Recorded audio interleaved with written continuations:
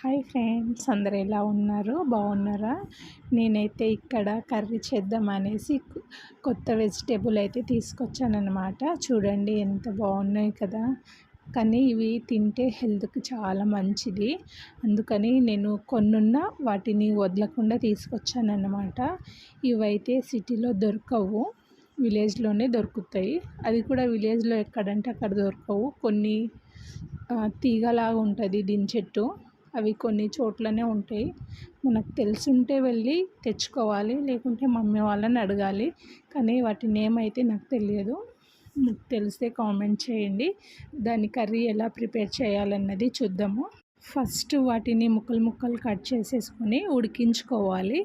ఎందుకు ఉడికించుకోవాలంటే వాటి లోపల గింజలు అనేటివి ఉంటాయి. అవి కట్ చేసినప్పుడు పచ్చిగా ఉన్నప్పుడు తీయడానికి రాదు, ఉడికించుకున్నప్పుడే తీయడానికి వస్తాయి. కాబట్టి ఉడికించుకొని వాటిలో నుంచి వాటర్ వంపేసి ఇంకా కూల్ వాటర్ వేసుకోవాలి, చల్లగా అవుతాయి. దాని తర్వాత అది కూల్ అయ్యే అంతసేపు మనం పక్కన కడాయి పెట్టుకొని ఆనియన్, జీలకర్ర, ఆవాలు, పచ్చిమిర్చి అవన్నీ పెట్టి ఫ్రై చేసుకోవాలి. అయితే ఇక్కడ ఇవి చల్లగా అయిపోయాయి.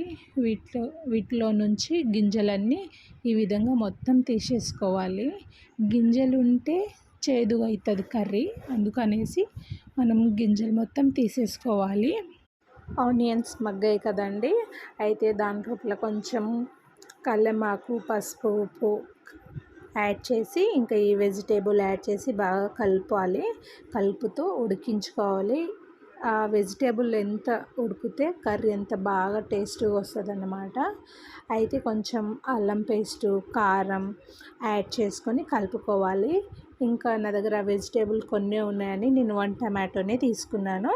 ఇంకా 1 టమాటో కూడా వేసి బాగా కలుపుతూ ఉడికించుకోవాలన్నమాట. దాని తర్వాత కొన్ని వాటర్ యాడ్ చేసి ఇంకొద్దిసేపు ఉడికించుకోవాలి.